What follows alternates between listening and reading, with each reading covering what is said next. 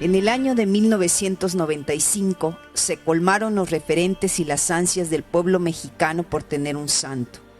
Fue el Papa Juan Pablo II quien da esta buena nueva al mundo católico, y el Papa Benedicto XVI en el año 2006 lo respalda en un suceso conmovedor para la República Mexicana y sobre todo para nuestra entidad.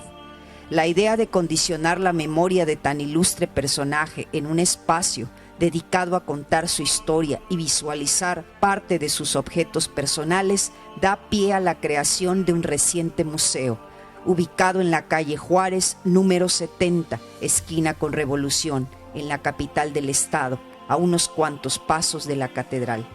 La interesante museografía del pequeño inmueble tiene la particularidad de ser narrado en primera persona, es decir, el personaje central es el hilo conductor para los visitantes y detalla las vicisitudes y goces de su carrera sacerdotal, compilados por testimonios recolectados en notas y epístolas del hijo predilecto de Cotija, Michoacán, y por ende de Veracruz, Rafael, Guízar y Valencia. Vi la primera luz en Cotija, Michoacán, un 26 de abril de 1878. Tuve 10 hermanos, 7 mujeres y 3 varones.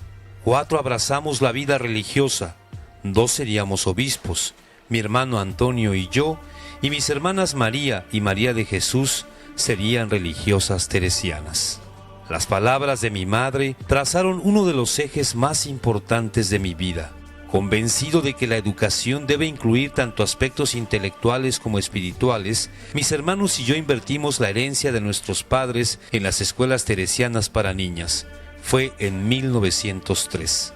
Desde niño aprendí a tocar varios instrumentos, el piano, la guitarra, la mandolina y el violín. Pero mi favorito fue el acordeón. Silbaba 2 voces y me gustaba cantar en el orfeón de mi parroquia, en Cotija. Durante la Revolución alegré con mi acordeón momentos difíciles. En la Revolución me disfracé de gente curra y salí a dar auxilio espiritual y consuelo a quienes más lo necesitaban, los hombres que caían bajo las balas. Me hice pasar por vendedor de baratijas y hasta por médico homeópata para que nadie me detuviese en el camino que el Señor me había marcado. Finalmente tuve que huir y hasta cambiarme el nombre. Ahora sería el padre Rafael Ruiz. Me embarqué en La Habana y llegué al puerto de Veracruz el 4 de enero de 1920. Pronto habría de ver que no era sencilla la encomienda que Cristo ponía en mis manos. En la obra etnohistórica Olor de Santidad, de amplio rigor epistemológico en cuanto a antropología de religiones se refiere, el doctor Félix Báez Jorge nos cita: hombre pluridimensional, controvertido por unos y venerado por otros, la luz de la lente histórica lo perfila de cuerpo entero.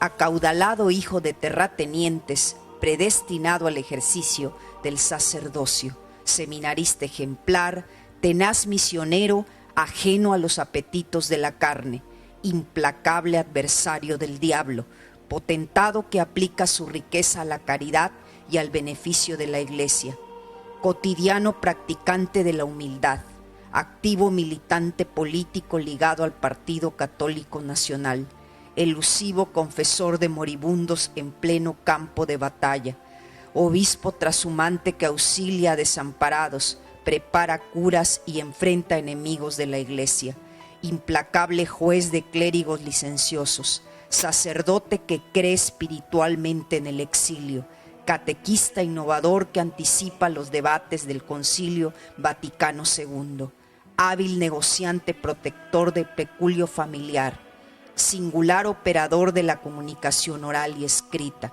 núcleo de leyendas y exaltaciones imaginativas, en fin, santo prefigurado por la devoción popular. Estas diferencias y facetas concurren en una personalidad creadora que construyó cotidianamente su propia hagiografía. Año de 1920. 12 horas antes de mi llegada al puerto de Veracruz, un terrible terremoto sacudió la parte central del estado, causando una enorme destrucción y cientos de muertos. De inmediato inicié colectas y yo mismo llevé la ayuda a los damnificados. En ese mismo año inicié la reconstrucción del seminario en Jalapa y para el 7 de enero de 1921, 350 alumnos iniciaban clases. En el libro Olor de Santidad, el doctor Báez Jorge continúa: la autodefinición de Monseñor se dio como mulo de Dios, tal vez expresado por la memoria de San Félix de Cantalicio, que él mismo se autodenominaba pobre jumento, que ya no camina más en vísperas de su muerte.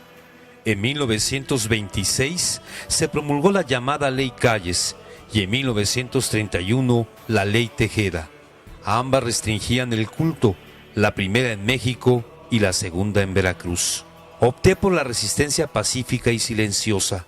Era un soldado de Cristo armado solo con el catecismo y la razón. En 1927 fui desterrado y peregriné por Austin y San Antonio, Texas, Cuba, Colombia y Guatemala. 2 años después volví a México, poco antes del acuerdo que terminó la contienda religiosa, pero que no acabó con la persecución. Me arrestaron y desterraron de Veracruz en 1930 y un año después asesinaron a uno de mis sacerdotes. El doctor Félix Báez subraya: en términos de la doctrina católica, la vida del santo evidencia que lo preconizado en el Evangelio es una opción ontológica, viable y por lo tanto digna de ser difundida e imitada como ejemplo.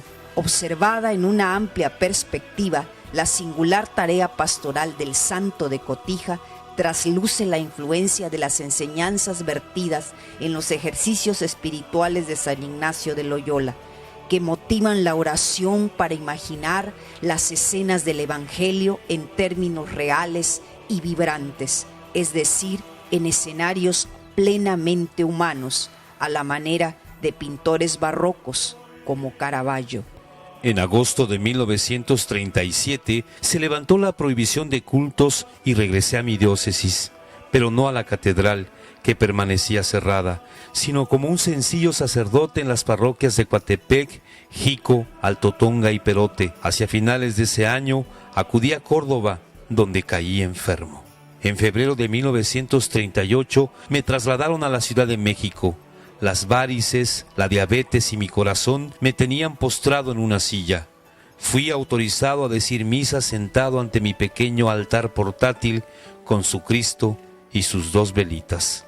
Fue toda mi vida y no el hecho sobrenatural de la incorrupción del cuerpo lo que llevó a la Iglesia, a través del sucesor de San Pedro, a decidir mi beatificación y canonización, la primera a través de Juan Pablo II en 1995 y la segunda de Benedicto XVI en el año 2006. Parafraseando al doctor Velasco Toro, Félix Báez nos dice: hablar de una región conformada por el ámbito en el que se observa la influencia devocional de un santuario católico nos resulta complejo y a la vez tentador.